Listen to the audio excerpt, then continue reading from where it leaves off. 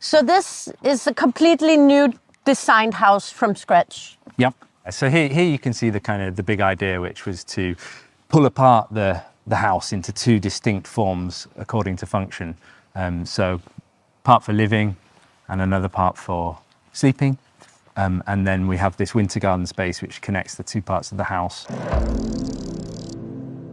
In England, we have we call it a conservatory, and it's basically like the classic kind of glass box. I think we do it in Sweden too. It's basically usually like stuck onto the house somewhere as almost as an afterthought. Here, the conservatory is right at the heart of the home, because very often that is one of the nicest spaces in the house. Yeah, that's where you want to sit. It's got lots of glazing. It's got a lovely connection with nature. So rather than it being an afterthought, here it's actually become like a kind of the real fulcrum of the heart of the house. The heart of the house. Yeah. Wow. And you have this massive skylight in the roof here to sort of flood the dining table with daylight. And yeah, the idea is to flood this space with a natural light, and it provides a kind of a focus in the room as well, a focal point. And so here we enter the living space. Wow, wonderful kitchen. That's so lovely, Ed.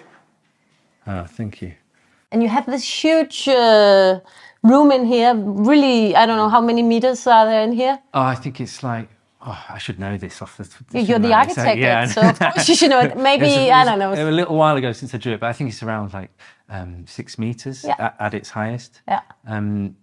Okay.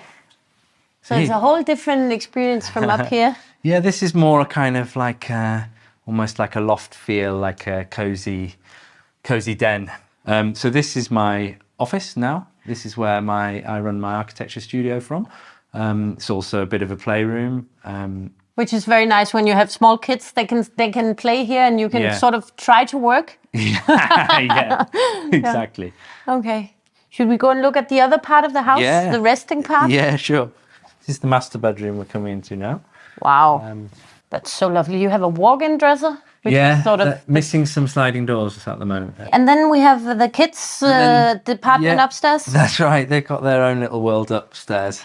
So you knew, of course, when you designed the house that you were designing for yourself and your wife and 2 kids. So up here there are, I guess there's 2 children rooms? Yeah, so here we've got 2 bedrooms and another bathroom. And you also put a roof light in here, I guess, to put some light on the stairs? Yeah, exactly. Yeah. Again, as much natural light as possible, and you cannot have too much daylight. It's a win-win, and then again we're able to open that if it starts to overheat on this floor, we can open that, open the windows in the rooms, and then you get a real nice kind of cross ventilation effect. Yeah, so it's quite important actually that it's there, because heat goes up. Yeah, exactly. So there's been a rationale and a thought process behind where these roof windows are.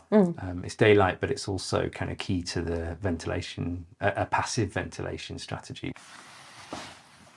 Well, Ed, thank you very much for showing me your fantastic house. It's been a pleasure. Welcome back anytime.